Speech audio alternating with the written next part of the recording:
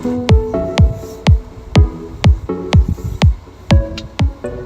mga kalutong bahay, magluto tayo ng ensaladang puso ng saging.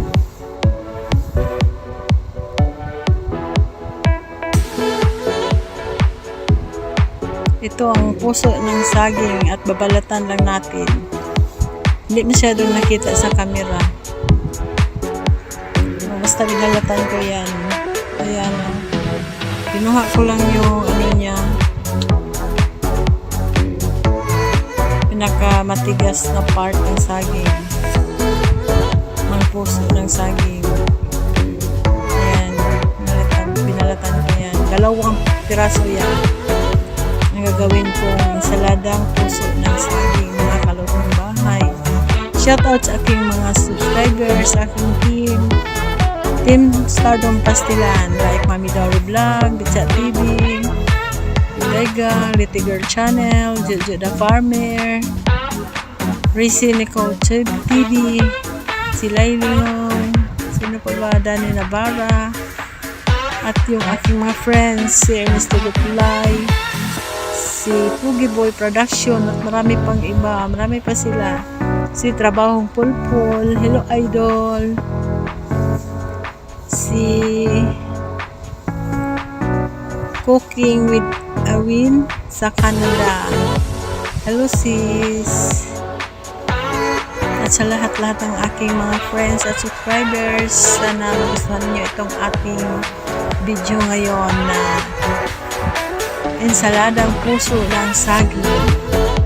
At ito siya, ganito, hanggang iyan na ang kulay na makabilin sa ating puso ng saging. At hiniwa ko yan ng 2 piraso bawat isa. At nagpakulo na ako dito ng tubig. At ayan, kumulo na, ilagay na natin yung ating puso ng saging. Ayan, at ano yan, pag maluto na, kahit ano, mga 10 minutes or more, hayaan naman natin na maluto. Ayan, at habang nagpaluto tayo ng ating puso ng saging, hiwaan ko lang ating mga sangkap. Itong kamatis, hiwain lang ng ganito kaliit. Ayan, 2 piraso. At ang sibuyas na pula na 2 piraso din. Yan, luya. Yan talaga pangpasarap yan ng ating ensaladang puso ng saging. Sa English ay banana heart. Yan, at luto na mga kalutong bahay ang ating pinakuluan na puso ng saging. Hanguin natin. Ayan. Dala ko rin yan sa galing probinsya.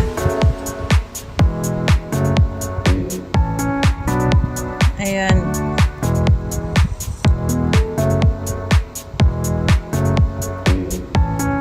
Yan ang ating mga sangkap. Kamatis na pula, sibuyas, siling pula, siling green. At ito ang ating niyog na kinagod na. Ayan sa ating mga kuan, mga lamas. At itong ating banana heart ay atin itong ganyanin. O ito, ganituhin natin. Ano bang tawag dyan? Ayan, kasi malambot na yan. Madali na yung tusok-tusok. Hiwa-hiwain natin sa tinidor. Pwede sa tinidor, pwede sa kutsilyo. Pero tinidor gamit ko kasi ang lambot-lambot na niya. Kaya ganyanin lang. Masarap ito mga kalutong bahay. Sana magustuhan ninyo. Kung meron kayo nito, pwede naman ninyo itong gayahin. Hindi naman ito mahirap gayahin kasi madali lang. O ganyan Ganituhin lang.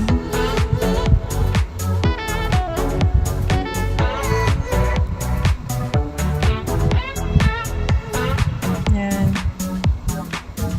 Ganyan. Pagkatapos dito, ayan. Pagkatapos atin itong pupusan. Ano ba yung pupusan sa Tagalog?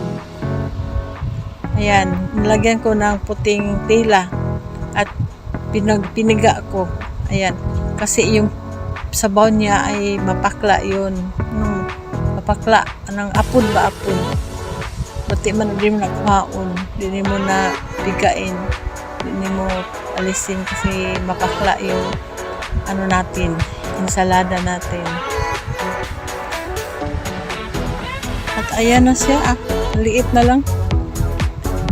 Wala na siyang tubig.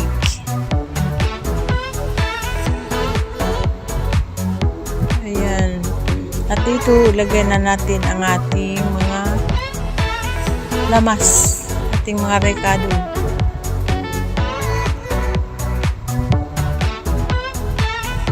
Shout out mga kalutong bahay. Ayan, sibuyas na pula. Ilagay na natin. Sabay-sabay na. Kamatis, luya, ayan luya, tapos siling pula, saka green, siling green. Hindi naman, kung depende sa inyo, kung ayaw nyo nang umaanghang, huwag na kayo maglagay ng siling pula. Ayan, at naglagay ako ng 1/2 cup ng vinegar. Ilagay natin doon sa niyog. Ayan. At pigain natin yan hanggang sa makuha yung kanyang pinakagata. Ayan.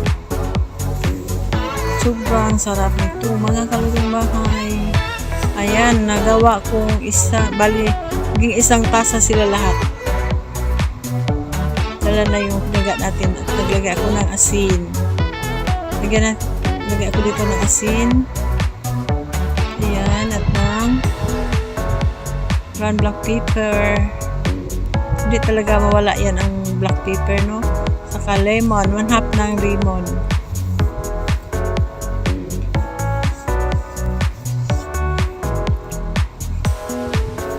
Ayan.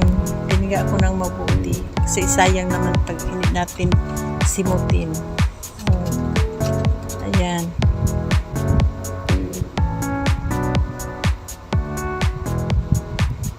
Naglagay ako ng konting seasoning.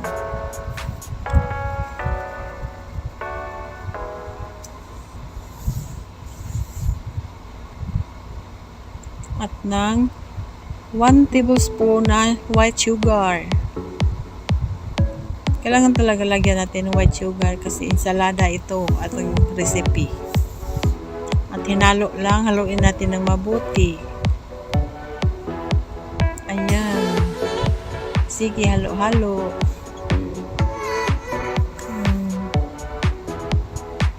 Ganito lang. Kung gusto niyo nang dagdagan ang kanyang sabaw, pwede rin. Ito sa akin, ito lang talaga. At tikman natin kung tama na ang timpla. Kung medyo matabang, pwede dagdagan. Kung ano ang kulang dyan, pwede ninyo dagdagan. At sana mga kalutong bahay, gusto niyo itong ating recipe ngayon. Salamat sa panonood. Sana nagustuhan ninyo ito.